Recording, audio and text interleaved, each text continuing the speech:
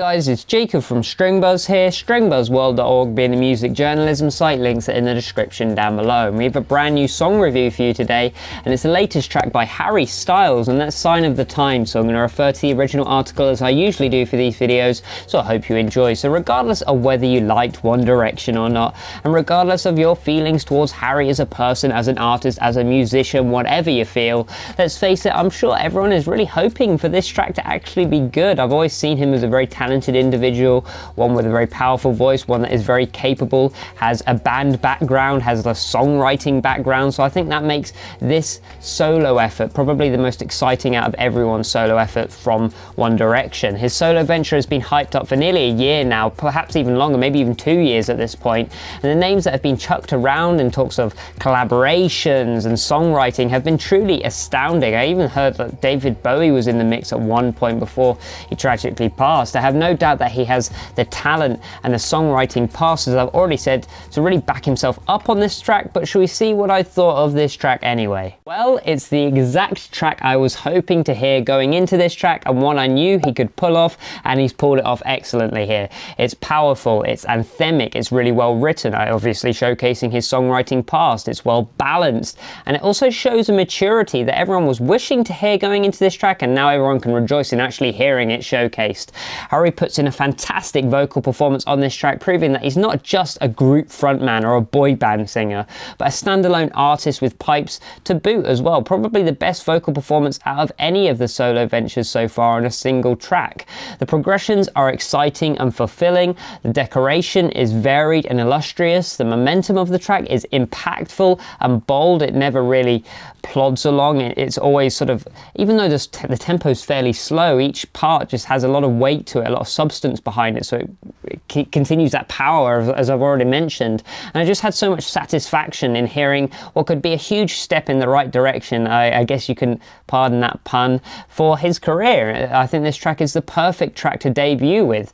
Out of all the tracks I've heard from Zayn, Louis and Niall on their solo adventures, I know Louis and Niall have only released really the one track. I have to admit this is by far my favourite one out of those releases, and let's face it, Zayn has released a fair few tracks in that time. Production wise, this track is actually fairly retro with its approach, using methods and techniques more befitting of say the 70s, early 70s, rather than actually the modern rock process, and that decision immediately made it more real and that bit more visceral for me, in fact, because I really hate modern rock production, even pop rock production, as it's way too clean, whereas this track just had, everything was bled properly, nothing felt overtly compressed like many other rock tracks.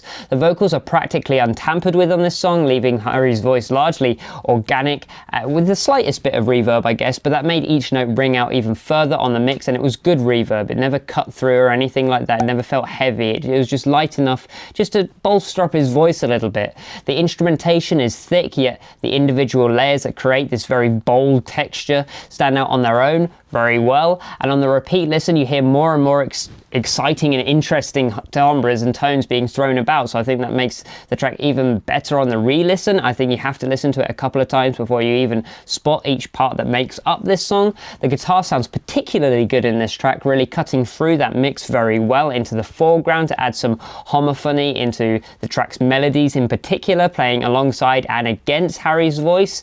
Even the percussion sound as if it was basically being played live in my room, so it's such a raw listen really, and like I said, visceral, and I think that's really good for a well-known artist. It promotes a positive production value. When it comes to the musicality of this track, the song carries a very Mott the Hoople-like edge to it really, a comparison I'm not sure many people are really thinking about, but it's that sort of anthemic quality without being too cheesy. It's sing-along without being cliche, because obviously there are a lot of repetitive lyrics in this track, but they never come across as, I don't know, over the top or just trying too hard or pandering to make you sing along in like a hummable fashion. It's epic in scale, this track. The stereo field is larger than your typical movie score at this point, and it just has a bit more substance to it, I guess, than your typical charting track. I know it's having some problems getting to #1 at the moment because of its Spotify link or something like that, which just again proves my point and why views and stuff shouldn't be taken into consideration when it comes to the charts, because it's killing charts whenever you have a technological error.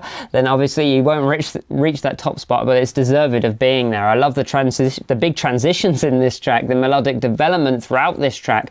The hook for this track is also really good fun, the little sort of bullet phrase, I found that quite exciting.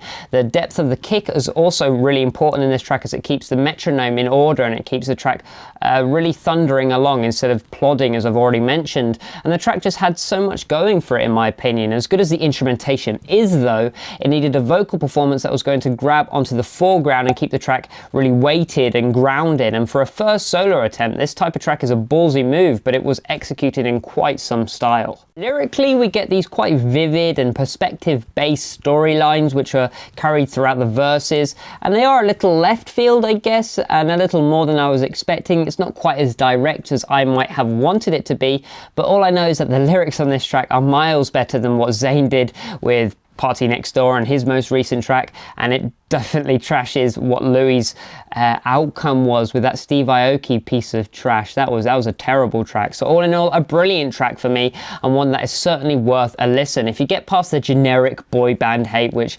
obviously they were going to have to deal with when coming into this track, and just listen to it with like an open mind, like it's any other artist, you'll really enjoy it. People just have to get past this boy band solo type of hatred. I mean, it worked for Justin Timberlake, so why is it any different now for some of these guys in One Direction? So I gave it a G rating of 8 out of 10, which is well above average. So if you like this video, then please leave a like, subscribe, see more, and I'll see you around next time.